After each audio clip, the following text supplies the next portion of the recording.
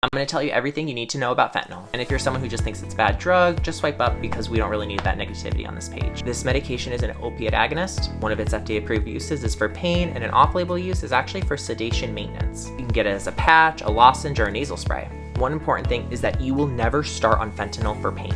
Your provider will decide what dose you need to be on based on what medication you're currently taking for pain. For example, if you're on like 60 milligrams of morphine, that would be equivalent to about 25 micrograms of the fentanyl patch. Let's talk about some important counseling points about the patch. Never cut the patch. If you think you need a lower dose, just let your provider know. When you apply the patch, place your hand firmly and place it there for about 30 seconds. Wash your hands after applying the patch. Make sure you're also rotating where you're applying the patch. To discard it, you're going to fold it and then flush it down the toilet. It's important to mention that the patch does take about 12 to 24 hours to start working. And with the patch, you'll change it every 72 hours. You can titrate from your initial dose after 3 days. And then if you still need an increase, it's recommended to do it every 6 days. One of the main side effects you need to look out for is trouble breathing, which usually occurs during the first to 3 days after being on it. Also vomiting and constipation. Drug interaction we like to talk about is Xanax, which can cause some trouble breathing and low blood pressure. Also gabapentin can cause trouble breathing and lead to really excessive sedation. And lastly, never double up on the patches. If your pain's not being treated adequately, let your provider know because they may start you on a short-acting opioid.